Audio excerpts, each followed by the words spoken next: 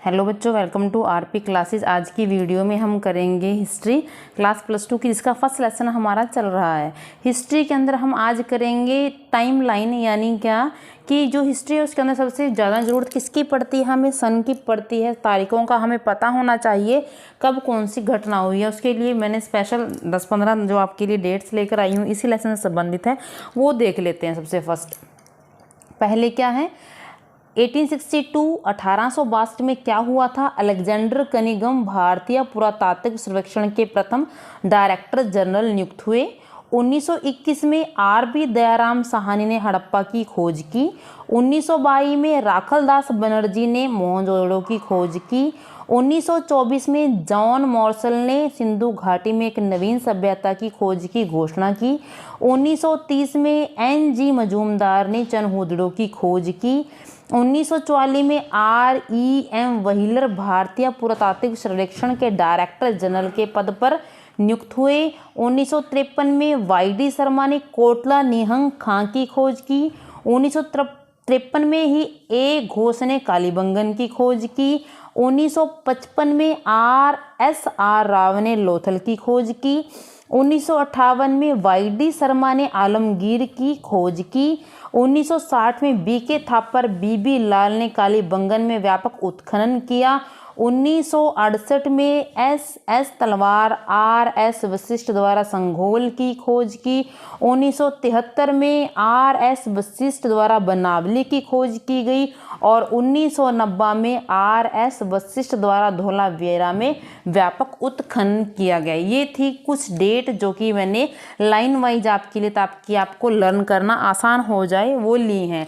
अब हम थोड़े से इसके प्रश्न कर लेते हैं, जितना हो पाता है देख लेते हैं। सबसे पहला प्रश्न क्या बनता है? हड़प्पा सभ्यता को कांस्य सभ्यता क्यों कहा गया? हड़प्पा सभ्यता को कांस्य सभ्यता इसलिए कहा गया क्योंकि इस सभ्यता के लोग बड़े पैमाने पर किसका प्रयोग करते थे? कांस्य का प्रयोग करते थे।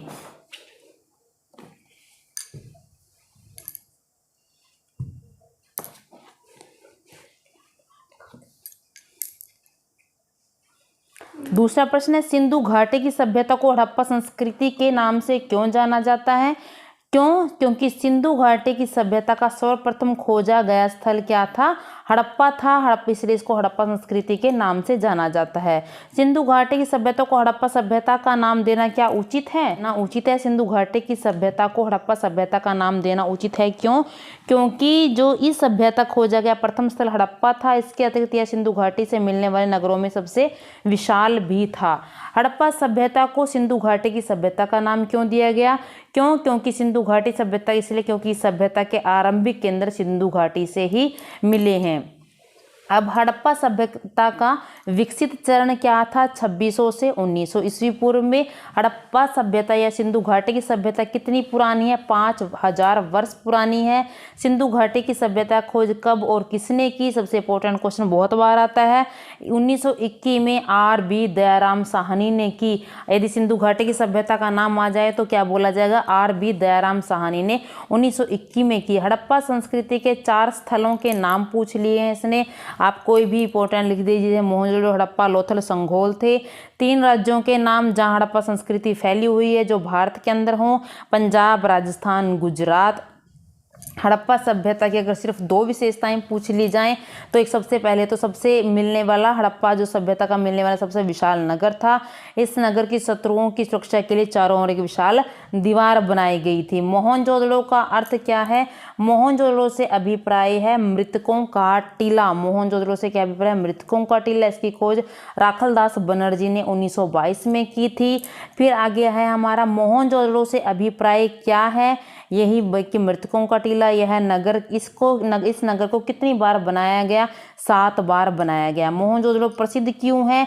एक तो मोहनजोदड़ो हड़प्पा सभ्यता का दूसरा बड़ा नगर था, और दूसरा क्या है? यह नगर वहां मिलने वाली विशाल स्नानागार के कारण।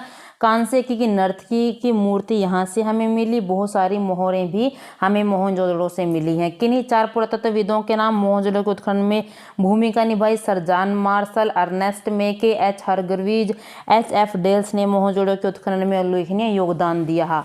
मोहनजोदड़ो से कितने कुएं प्राप्त हुए हैं? महत्व क्या था? 700 कुएं प्राप्त हुए हैं। इनका प्रयोग जलपान स्नान के लिए किया जाता था। विशाल स्नाना घर कहाँ से मिला? इसका आकार क्या था? मोहनजोदड़ो से मिला है। यह 39 फुट लंबा, 23 फुट चौड़ा, 8 फुट गहरा था।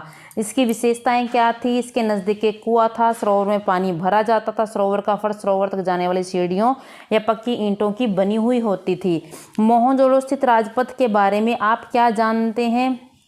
मोहनजोदड़ो स्थित प्रमुख सड़क को राजपथ कहा जाता है। राजपथ 10 मीटर चौड़ा था। इसके दोनों ओर रोशनी के पर्याप्त प्रबंध किया गया था।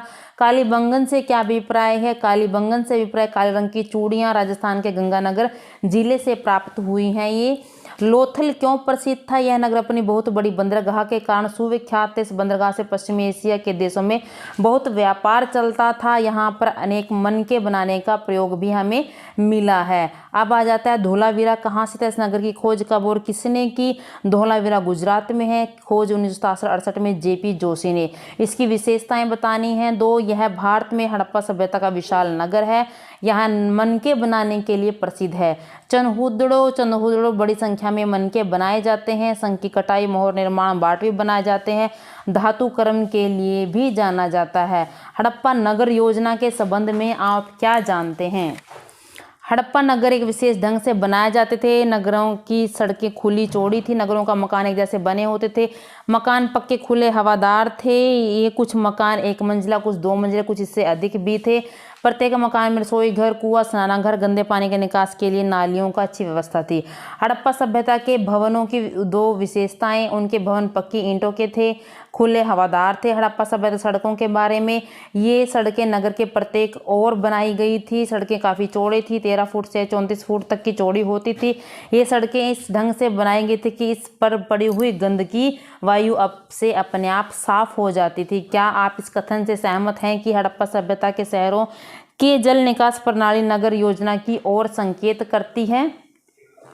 या फिर इसकी निकास प्रणाली की विशेषताएं बताएं, या फिर जल निकास प्रणाली कैसी थी? 3 प्रश्न बन जाते हैं।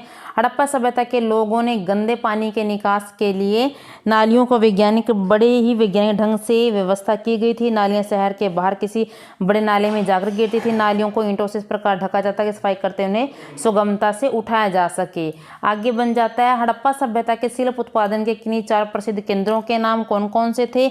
मोहनजोदड़ो, धोलावीरा, नागेश्वर एवं बालाकोट थे। हड़प्पा सभ्यता के किन्हीं 2 केंद्रों के नाम जिनके मनके चंदहुदड़ो एवं लोथल थे, जहां मनके बनाने के लिए जो बहुत ज्यादा प्रसिद्ध थे। हड़प्पा सभ्यता के 4 पदार्थ जिनसे क्या बनते थे? मनके बनते थे। कौन कौन से थे? कॉर्नियल, जेस्पर, शंख, हाथी दांत, सोना, कांसा, तांबा, सेलखड़ी, स्फटिक आदि से मनके तैयार होते थे।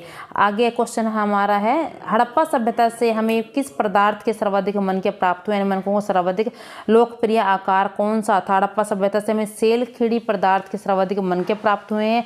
इन मनकों का आकार बेलनाकार था। आज के लिए हम इतना ही करते हैं। आज हमने 30 से 31 प्रश्न हमने कर लिए हैं और पहले हमने डेट कर लिए हैं। नेक्स्ट वीडियो में मिलेंगे हम, इतने इससे भी ज़्यादा प्रश्न लेकर आने की कोशिश मैं करूँगी। नेक्स्ट वीडियो में मिलेंगे हम आगे अगले प्रश्नों के साथ। Thank you.